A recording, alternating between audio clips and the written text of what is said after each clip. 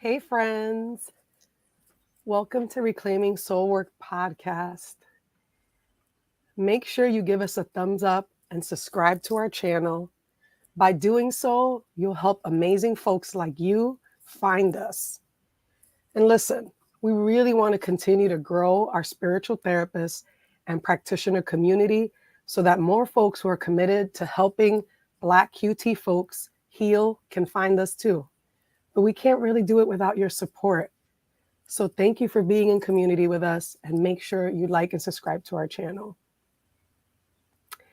And if you really want to stay connected, y'all sign up for our first quarter moon newsletter, where we share insights and deep dives on the topics that we're covering in the episode. And we do this twice a month. And it's topics that really benefit you, spiritual therapist and practitioner. And if you're dedicated to integrating spirituality into your work, while also staying committed to supporting Black QT folks on their spiritual journeys, you definitely want to sign up for the first quarter moon newsletter. We promise to never spam you, so head on over to the website and sign up today. You go to reclaimingsoulworkpod.com to sign up on our landing page. We'll see you there. Welcome back, spiritual practitioners. This season, we're centering learning. That's right. We're your hosts, Biani and Sequoia, and we're here to delve into the heart of our conversations, focusing on the lack of culturally rooted resources to support QT BIPOC folks navigating religious and spiritual trauma. In our previous seasons, we emphasized the importance of unlearning, decolonizing, and divesting from oppressive teachings and institutions. If you're new here, welcome, and make sure to check out our previous episodes on our channel. Now we're dedicated to deepening our knowledge and understanding so that we can better support ourselves and our clients. And as we navigate this season of learning, we aim to provide you with the tools, tips, and insights to help you on your path of reclaiming to soul work. Whether you're well-versed in spiritual practices or just beginning your journey, join us as we explore the intersectional impact of religious and spiritual trauma on mental health. So sit back, relax, and get ready to elevate your understanding of mental health and spiritual well-being as we embark on this season of learning. Let's get started. Y'all, welcome. Welcome. We are so excited for today.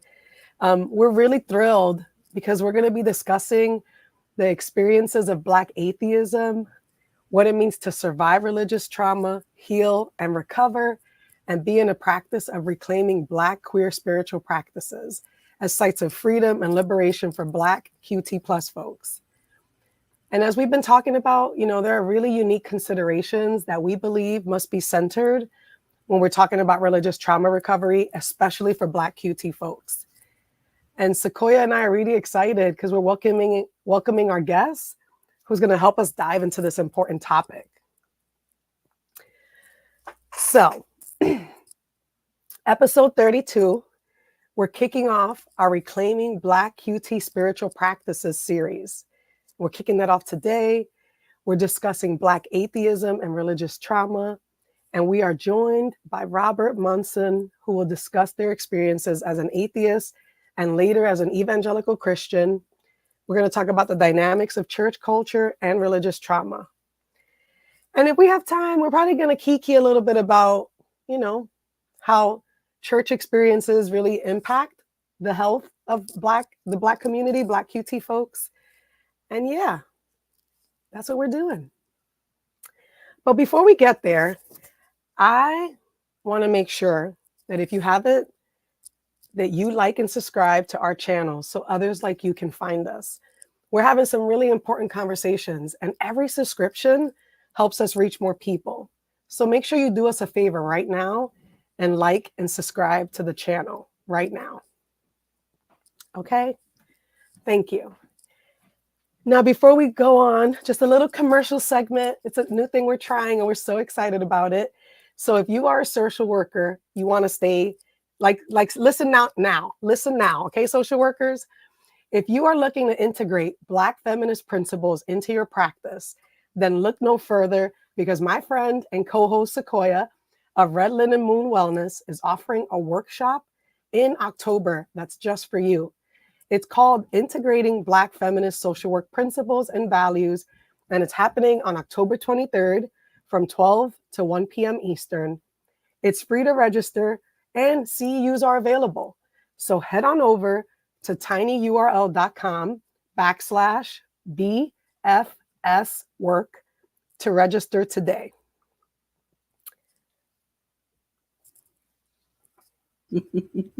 Thank you so much, Biani. Look at you. We did so good. I appreciate that, Biani, so much. Thank you for mentioning that.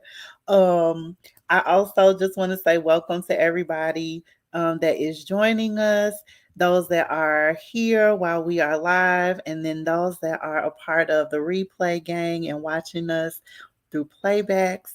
Thank you all so much for being here. Please make sure to like, comment, share, and subscribe, y'all. We see that y'all be watching us, okay? We see them views. They be up. But we need the likes, and we need the comments, and we need the shares up, y'all. Thank you. Reclaiming Soul Work is a heart-centered podcast by two queer Black femme healers and spiritual social workers who explore the intersection of magic, spirituality, mental health, and everything in between.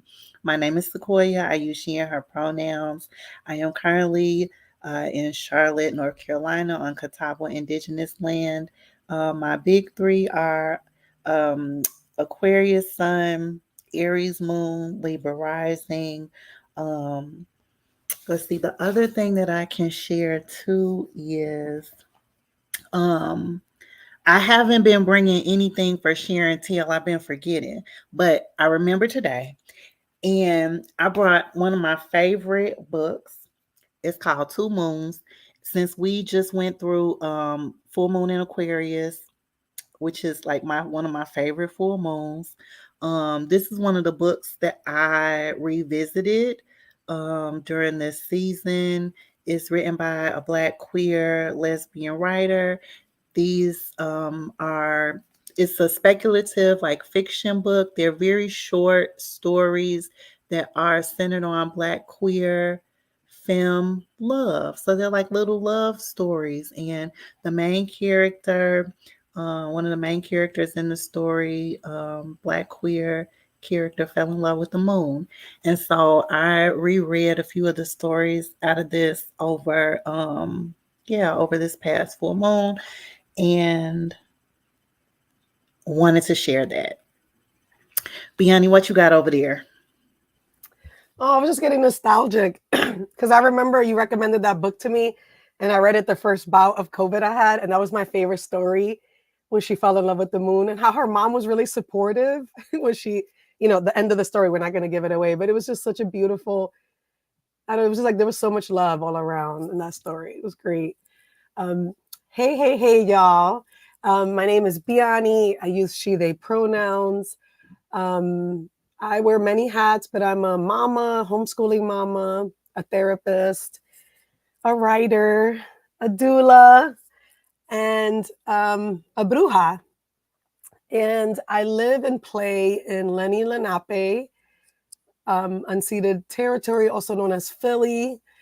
And my big three, Cancer rising, Virgo sun, and Aries moon. And I'm kind of excited because my birthday's in 2 weeks or maybe 3 weeks. I don't know, but I'm excited nonetheless. And I'm reading a lot. I don't have the book with me, but right now I'm reading 78 Acts of Liberation, Tarot to Transform Our World by our friend Lane Smith, who we had our previous season on the podcast. So I'm reading that right now. I'm excited. And I'm excited. I'm going to meet Lane next month because they're coming to Philly to read the book. So that's fun. Shout out to Lane. And of course, I have my sacred incantations. Yes, because Robert is coming on. But it's been such just incredible deck to work with personally and with my clients. And the art, y'all, is just beautiful. It's beautiful art. Like, I don't even know. It's such a Sometimes I get a little, it's so good. So we're probably going to do a reading at the end. Let us know if y'all want a reading. But yeah, that's what's on my mind. That's what I'm working on. That's what I'm doing. I appreciate you sharing the sacred incantations deck again. I feel like it's just so many sweet and like really grounding nuggets all throughout that deck. So yeah, I'm excited to chat more about that. I think we should maybe like chat a little bit more about why are we continuing to center religious trauma? Like why is that so important for us? I know for myself, um, it feels like, I have my initial reasons for why I felt like we should center religious trauma, and I still feel strongly about that, that we were noticing trends just related to how many folks were leaving. I was talking more about it to you, and it's like, okay, yeah, like we see that this is being talked about more related to deconstruction, people talking about that they're separating from different fraternities and sororities, and connecting that to religion and things like that. And so here we are talking more about why it's important not only for us as practitioners to look at religious trauma for ourselves, but also like how are we looking at that for our clients. And so yeah, just wondering, Biani, if there's anything that you want to ground us in related to like why we're centering religious trauma. Yeah. Um, if you are following on our IG and are connected with us through TikTok and our newsletter, one of the things that has really been the centerpiece of that is this trend, this mass exodus of Black QT folks leaving mainstream religions. And there's also this piece of the fact that when we're talking about religious trauma recovery, religious trauma for us hits different. It's a unique and distinct set of experiences. And we strongly believe that it's important as spiritual therapists and practitioners to know those things, to understand those considerations and nuances, because our experience of religious trauma is not going to look the same as a white person's experience of religious trauma, because it's just different.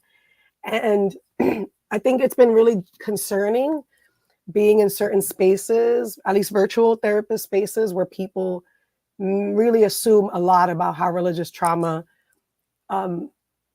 is experienced for Black folks. And then when you start, we've had episodes earlier on about like religious trauma and ATRs. We've talked about Christianity and the impacts of like, toxic theology on the lives of Black QT folks.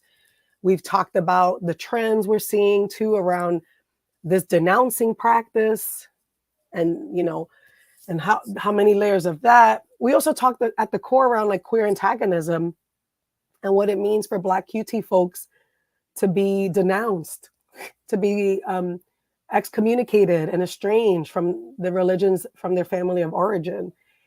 And there are so many layers, y'all. Those are just some of the ones we're talking about.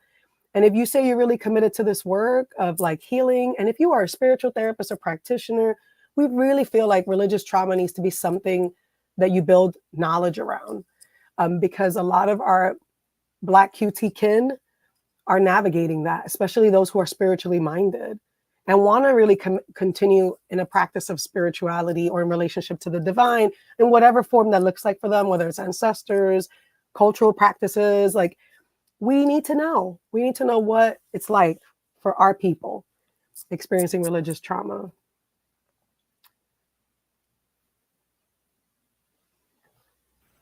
I completely agree with all of that. And I feel like we've been getting some pretty good feedback, about censoring religious trauma. Seems like we've um just connected with practitioners that have really interesting lenses around religious trauma, their approach to it related to these different intersections. And it seems like folks are really interested in it. So again, if folks have like, um, any other topics or themes that they've been seeing emerging related to religious trauma, either from just things that you've noticed in your work or, seen on social media or just in your communities, even drop it in the comments and let us know, because maybe we're talking about it, in our meetings or something, like in preparation for the podcast, or maybe maybe we need to talk about it, so yeah, let us know in the comments what y'all think about that. It looks like our guest might be having some technical difficulties, but we'll just keep chatting on about. Yeah, Mercury's doing its thing. Yes, it is. Yes, it is. So before we chat, well, yeah, we can keep chatting and then I'll do my little commercial segment. Okay. But, yeah, I think something that resonates for me too around religious trauma, I've seen it with clients where I've had clients who were like, I still feel connected to spirituality, and yet I feel complicated about my relationship to Christianity because I felt this sense of community in Christian spaces, but I also I felt like an outsider too. Yeah. And that tension right there is what we're trying to get at, right? Like, what does it mean to feel like you are a part of have a sense of community and still feel like an outsider because of queer antagonism, homophobia, transphobia, queerphobia. Mm-hmm. And yeah, I mean, there was a study, I think, well, there's a lot that's starting to come out, but thinking about how the effects of like LGBTQ folks navigating religious trauma and what it has meant, apart, like what it means to come out and the risks of like coming out, or the ways, the layers of harm that have persisted for Black QT folks, and how that has been dismissed. And we're saying, no, that's trauma, y'all. Like, that's not just hurt. It's not just church hurt. That's trauma. And then this other layer, this is why we're having our guests come on, in our journey of building community and talking to other folks who identify as spiritualist or spiritual leaning. There's been this group of folks who identify as Black Atheist. And I think there's been a lot of misconceptions around Black atheists. And we really want to make space for the lived experience of folks who identify as Black atheists versus letting those misconceptions take the lead in the conversation. And so that's why we're excited to bring Robert on to share his experiences. And he is back. But before we get Robert on, I want to offer you an opportunity. This is for my tarot babes.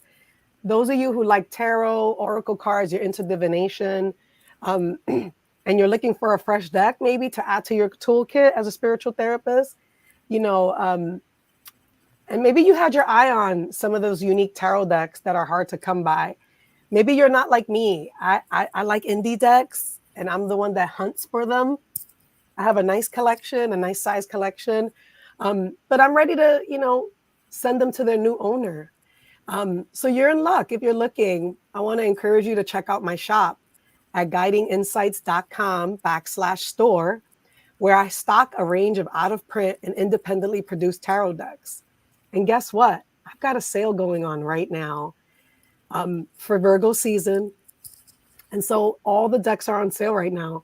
And if you're interested, go to my website and check out the items today. And if you're not interested, but you know somebody who's into tarot, tag them here, send them the episode. They could listen to this dope episode and then get a little bit of a hookup on a tarot deck on sale. So yeah, that's our little plug. That's my little commercial plug. But we're going to shift because we're so excited for our guest to join us and introduce himself. Yay! Hey, hello everyone. Hi, Robert. Why don't you introduce yourself? Let the audience know who you are. Anything that you'd like to share before we get started? Yeah, so Robert, the number one thing to know about me is I'm silly. So that will probably manifest itself in a variety of ways in this conversation. But I like to introduce myself as to what is it most important to me. I am a soft Black man that is interested in thinking about a world beyond even liberation. I want to be free, right? And so I write and think about a future where we're all free, right? And so to that end, I'm a writer, poet, musician in a PhD program. So it's his own thing, right? And I'm a co-director for Enfleshed, which is how I am connected with you, wonderful people. Um, yeah, and I have a newsletter that I produce that I'm really proud of for the past few years called Musings from a Broken Heart. And that's my baby that I attend to. So, yeah, thanks for having me. Oh my God, I love the newsletter title. There's so much that you said that I wish I could just slow it down and ask about. But yeah, getting silly, I love it. I'm here for it. So, and I want to definitely hear more about the invitation to imagine like the soft Black man narrative. Like that's really resonating for me. But before we get started, I kind of like Sequoia to frame the conversation a little bit. She's really great at that. Kind of just like framing it for us, like why we're asking some of these questions, why we'll be engaging you in this way. So I'm going to just hand it over to Sequoia. Okay. So I, am so excited. First, let me say this too, to have you here to talk with us again. We were backstage, y'all, and I was saying to Rob, that we got to know him through his work with Enfleshed and the wonderful deck that Biani shuffled through and was talking about a little bit ago, the Sacred Incantations deck. And I was so excited to bring you back on to talk more about your personal story, and just hear more about how you've navigated religious trauma, how that has shown up for you, and the intersections around your identity. I'm really excited to hear more about that. And as we kind of have talked about as well, we've found ourselves kind of in this path of talking more about religious trauma, highlighting it more. And a few weeks ago, maybe like 2-3 weeks ago, I had posted a video talking about how church and religion like shapes your ideas around relationships, gender, what else did I write down? Social justice, power, what community is, and so I think it's important for therapists to consider, again, not only the intersections and the diversity related to religious and spiritual experience, but especially one related to Black atheism, especially around like how folks would come to therapy, maybe around like deconstructing harmful teachings, that they've experienced related to whatever kind of religious and cultural, religious and spiritual experiences that they've had. And then what does that mean to preserve your spirituality as you deconstruct, these harmful religious teachings?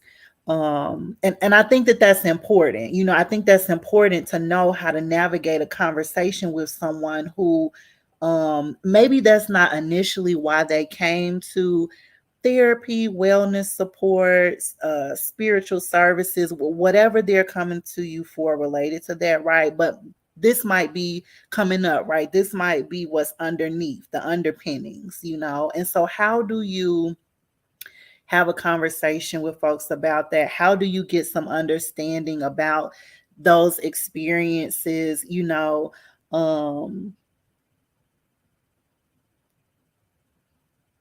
so that's kind of how I was thinking about it. What you think, Biani, or Rob? What you thinking about that?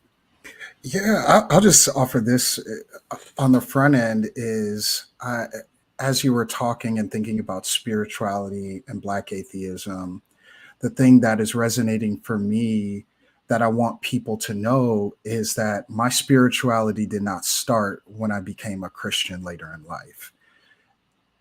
Black atheism was its own spirituality. It taught me about loyalty. It taught me about family. I was an atheist because of an outlook on the world that was not consistent with a good creator, right? And so I think people, even the best practitioners, are reaching for language that excludes atheists, not knowing that I had a beautiful outlook on the world that wasn't legible to Christianity, but that doesn't mean I didn't have a spirituality that was working, that was teaching me, that was grounding me, that kept me sane enough to grow up into the man that I am today, right? And I've evolved and morphed, but I'm proud of that root system of atheism. So that, as I enter this conversation with you, I think of the beauty that atheism gave to me. Like, I have flowers all through my house and plants all through my home. And one of the plants I've named atheism because it reminds me of the beauty of the root system that I came from.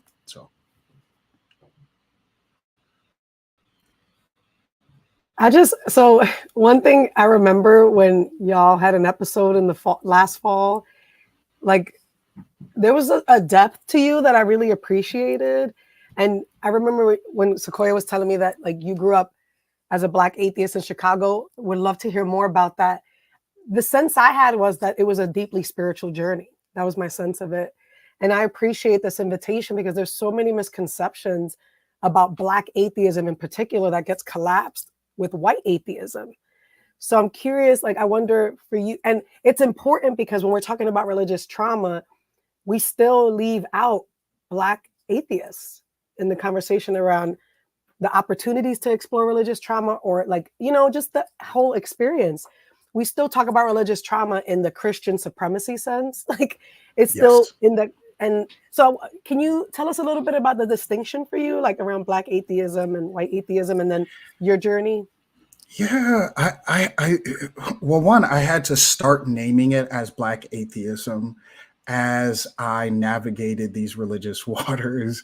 And as I would encounter Christians who would talk about atheists, and the things that they would say about atheists did not resonate with me, right? Most of the people that they would reference would be the atheists that were in these white Christian movies, or, you know, maybe there were Black ones too, but where these God's not dead type atheists that were determined to disprove Christianity. And that wasn't my experience. It was Christians that were inflicting the trauma, which is why I was an atheist.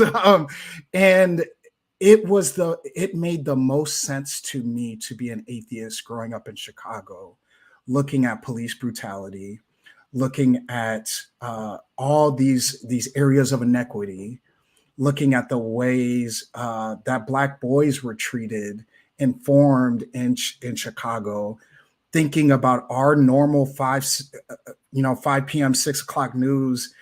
It was a true life, true crime podcast.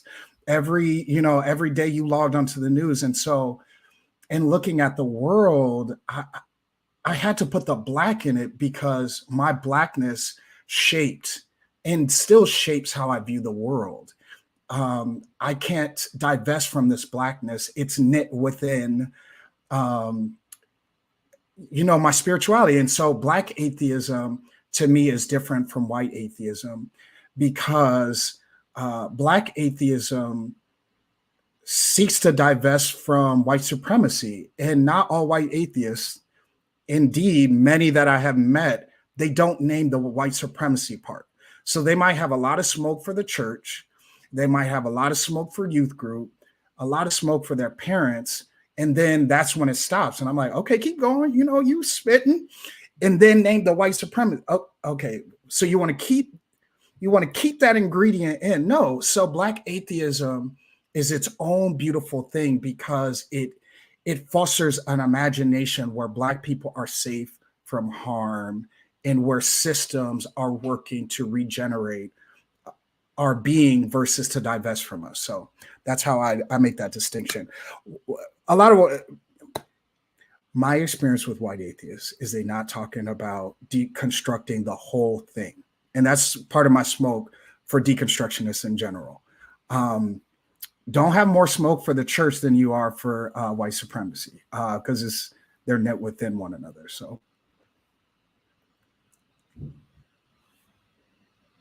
Okay, that last line about deconstructionism, we got to come back to it. But part of it is because you're right. I think the conversations about deconstructionism seem really performative these days.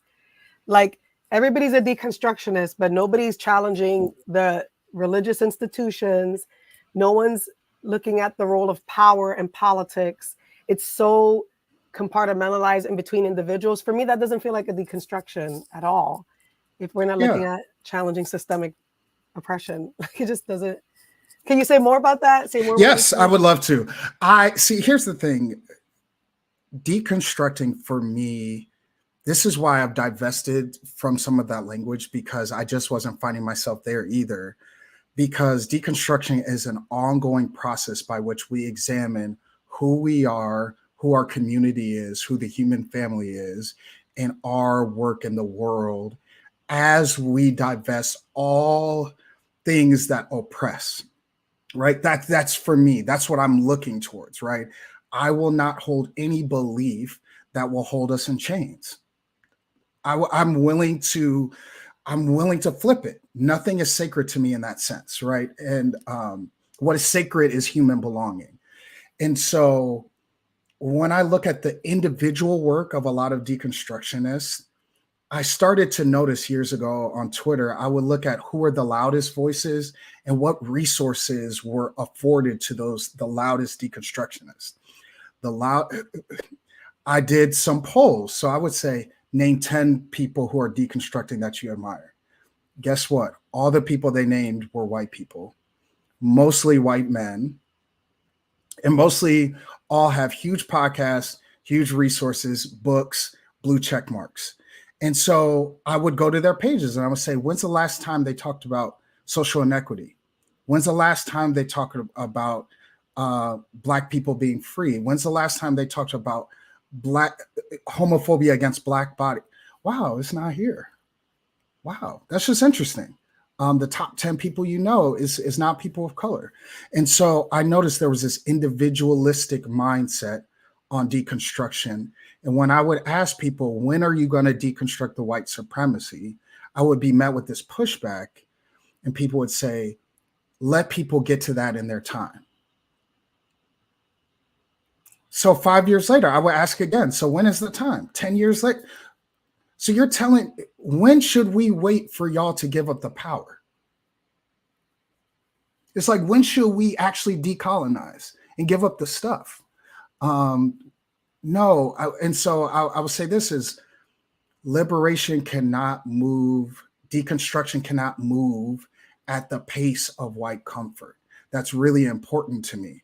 Liberation cannot be necessitated upon that. It's a communal, full-throated, full-body ethic by which we all together dismantle toxic ideologies. Period. Yeah. Yes. To everything you said. One example to just like further affirm like what you're saying right now. Biani and I are in a few like Facebook groups with other therapists, and it ranges. There's so many different types of Facebook therapist group, and there's religious trauma specific ones, and they are predominantly white groups. Many of the things that they're sharing are resources and just services that are from other white people, and I was saying to Biani, I'm like, nobody, even though they're sharing other white people's like books or references or things like that, nobody is saying like giving that caveat of, okay, well, here's the reference or here's the resource to this, but please be mindful that, it lacks in cultural competence or something, just some type of acknowledgement. There's nothing like that, and so it's like, why are you all recreating these things that, or staying in, not evolving into these things that we know that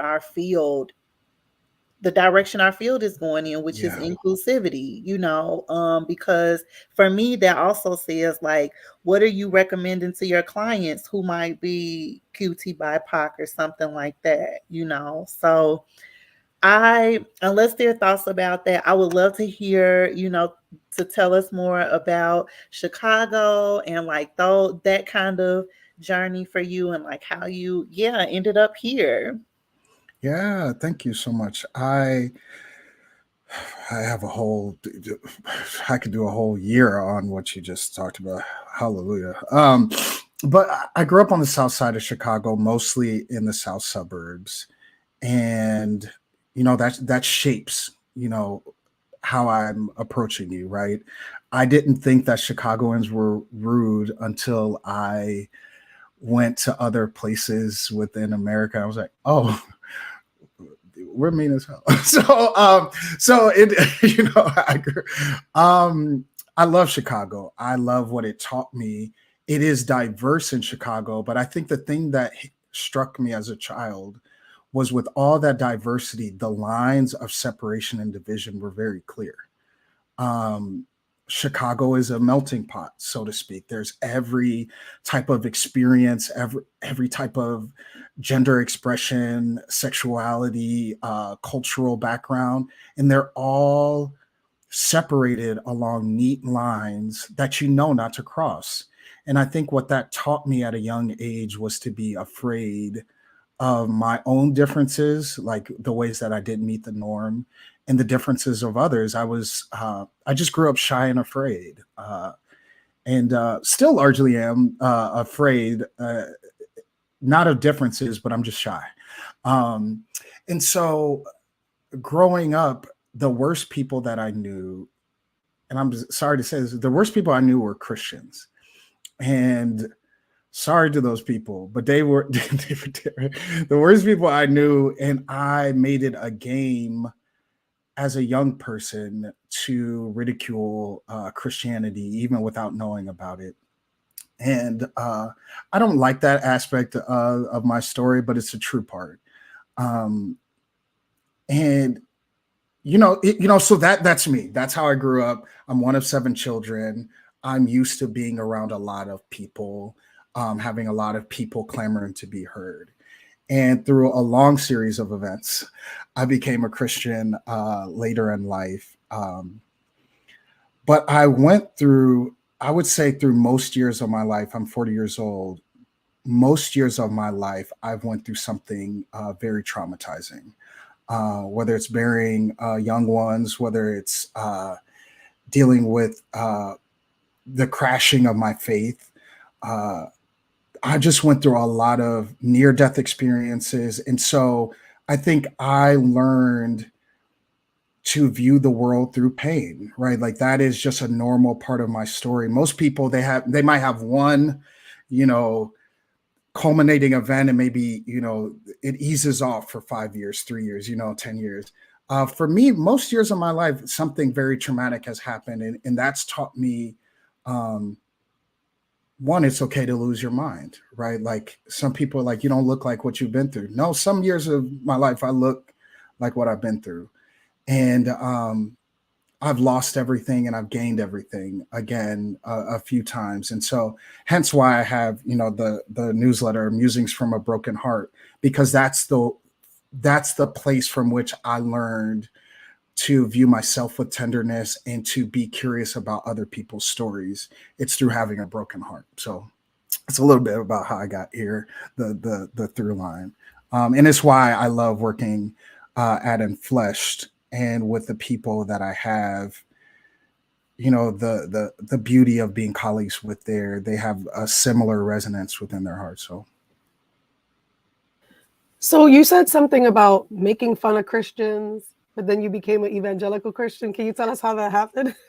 Okay, okay. Why, I didn't ask you follow-up questions on that. I'm trying to move past that. I know, I saw that. We trying to dodge. Yeah, I think, and this kind of hits to the I was the perfect candidate for religious trauma, because in the Christian, truest sense of it, right?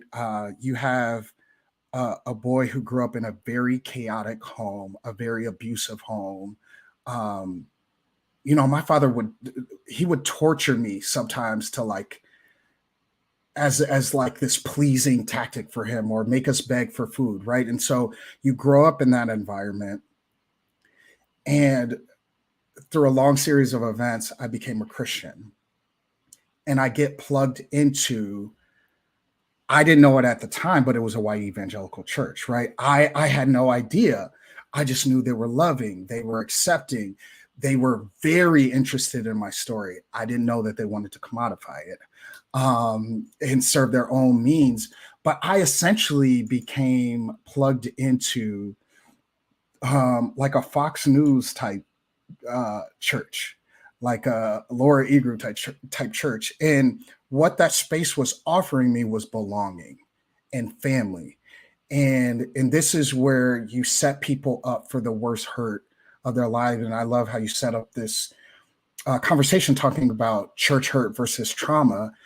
You set them up for trauma when you use family like language from the pulpit, and you say, you're accepted in the body of Christ. You didn't have this out there in the world with the evil people, but here we're all a family. And that is beautiful to someone who's never had that their whole life. My father just told me he loved me for the first time when I was 37. So if you're going into a church space where they're saying it all the time, I love you, bro. Hey, come on in here. I'm picking up anything they're giving me, right?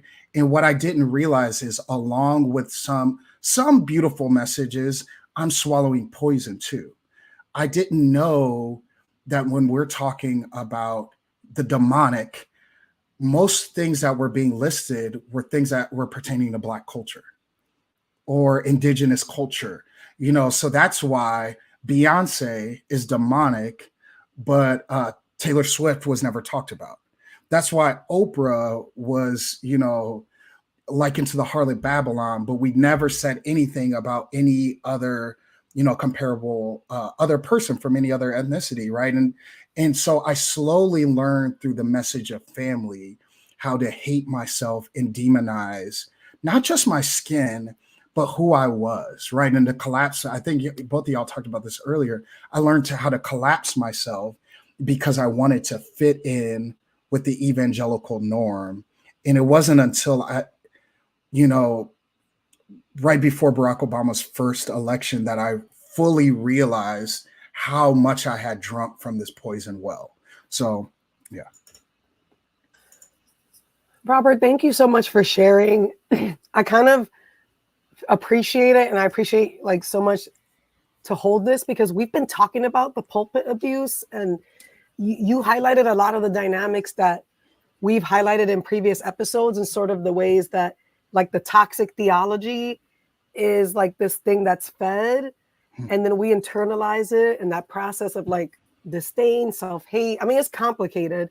But something you also mentioned was around the fact that like the toxic Christian theology, which we've always talked about as anti-Black, as white supremacist, and the Black church leaders that are trending online tend to, also spread that kind of toxic anti-Black white supremacist theology. And so, I appreciate you sharing that. And I also want to remind our viewers and listeners that like, it's not just white folks. Like there are Black folks in the Christian church, in the tradition, that are doing the same thing. And so I'm really grateful that you were like, I didn't know, and it's true for a lot of survivors. They don't know, because the hook is belonging. The hook is like, they draw you in with your pain and your suffering. And then they try to hook you in this narrative of like, oh, we can be the reparative. we can save you Yeah. from that, you know? Because where could you go after that when you've been hooked Right. through pain and someone uses familial language? This is the only place my pain can come out, but in certain ways, right? Like I couldn't explore the fullness of what it meant to be a real man in those spaces because what they were conforming me into largely was a white man, a white conservative man, and I didn't know that every time I shared my pain, that was being used to hook me again and again and again. It was like another dose, almost a drug overdose, right? For me, because it was like, okay, I could share a little bit more of my story and they would give me a little bit more belonging. And I'm like, okay, well, one time I did a lot of sin and they're like, okay, come on in closer. And what I didn't realize is this symbiotic nature that was being formed so that I couldn't recognize the pain that I was experiencing. I'll share this here. This feels like I'm just dropping it here. This is so real for me because I ended up trying to kill myself in the midst of white evangelicalism. And I don't share that lightly, but I do need to say it because this isn't just a spiritual type of abuse that didn't have, implications on my body and my mind. I did lose my mind. I felt unstable to the point where I couldn't reconcile with the God that was being presented, with the abuse from the pulpit and what they were telling me. And that dissonance got so loud that my body and my mind collapsed, right? And so for me, yeah, there is harm for our bodies in these spaces. And not just white evangelical spaces, because I experienced the harm, to your point, under Black voices too. So yeah.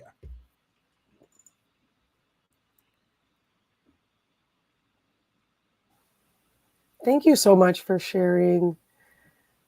And, I'm really holding it with you, sharing your story and how far things went, how deep the trauma was that you really question whether you should continue living. Mhm. Like, I just really appreciate you sharing that. And I think this is why we've been very clear, like, let's stop calling it church hurt. This is religious trauma. This is deep religious trauma.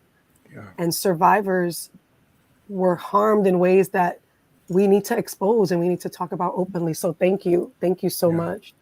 Yeah. I always get to this point where I'm like, Robert, we're gonna need a part 2. But because I'm sitting with what you shared and also holding this narrative around, like, what does it mean to be a soft Black man? Something about that feels important. Could you share a little bit more about what that means to you and like what led you to this journey of like decolonizing and saving yourself and leaving the evangelical church and kind of that journey?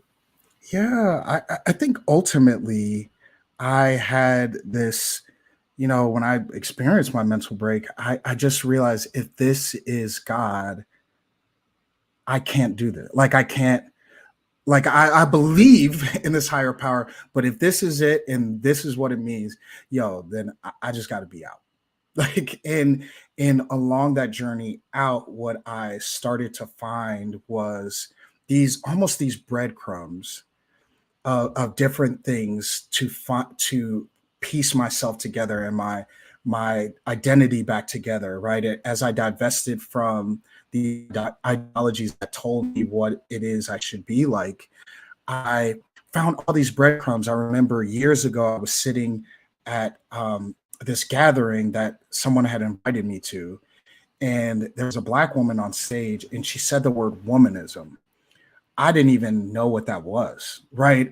But there was something in what she was saying. She said some people are experiencing hell on earth, so we can't scare them with the hell in the afterlife. And when I tell you, I was I don't even know what this means, but everything she said from that stage was healing to me. And so I went on this journey of sitting with the words of Black women. Some were womanist, some were spiritualist, some were, not having any religious belonging. And over the course of a few years, I started to piece my mind back together. And along that way, I started to say, I'm a soft Black man. I always was supposed to be.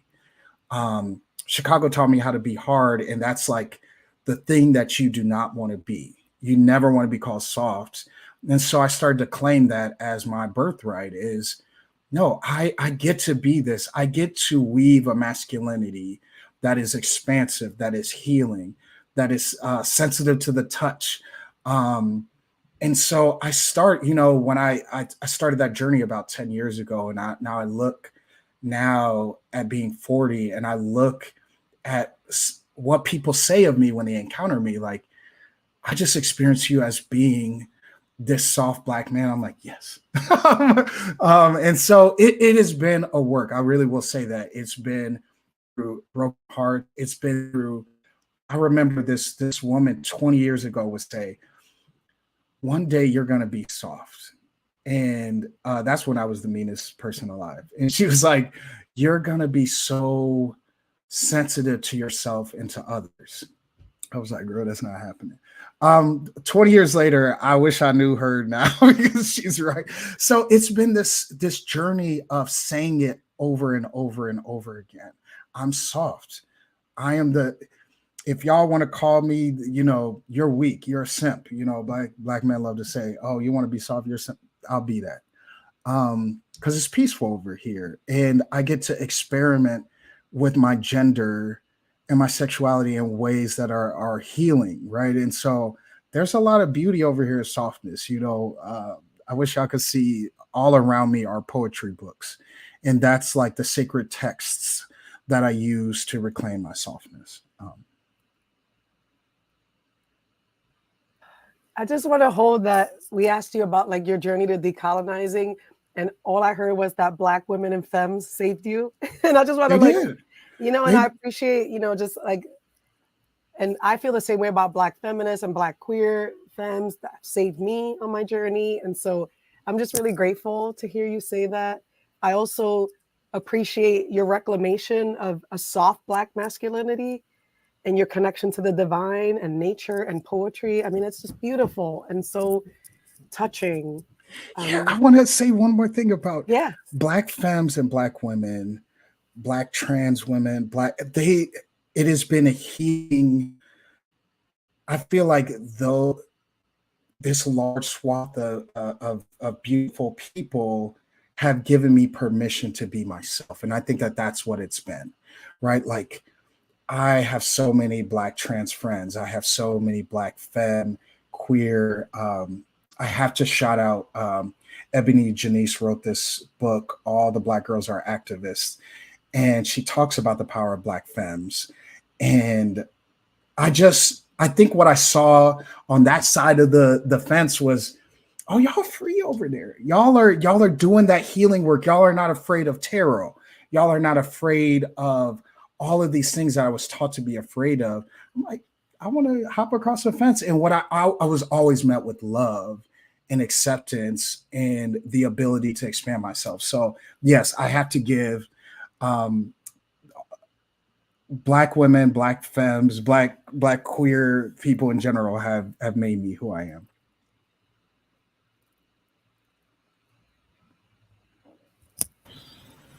Sequoia, do you have anything? I'm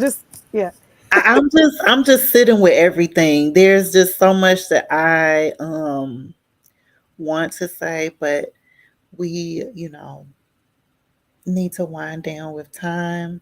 But what I will say, is thank you so much for, your vulnerability and your openness about how you have, been sitting with many of these reflections, being so open about your journey and the challenges that you met along the way, and then how you kind of navigated through them. I feel like we could have a part two, which is so much more to say. We have to. That's it. That would be lit. I would enjoy it. I think it's good. It's already written. So let's do it. We are going to transition towards the closing part. And I want to ask you both, what are your main takeaways from today, from our conversation today? I can go first. Um, whew. So my main takeaways have just been around um, wanting to hear more about this expansion of spiritual practices and reclaiming and what that's looked like for you.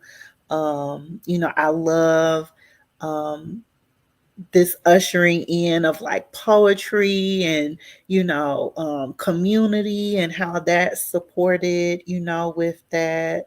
I would of course love to hear more just about your experience with even Christian evangelicals, and the other religious community, that you mentioned and what that was like for you. So I think we should definitely circle back to that. But I also think that um, as a therapist, as a spiritual therapist, what you have said has just given some insight around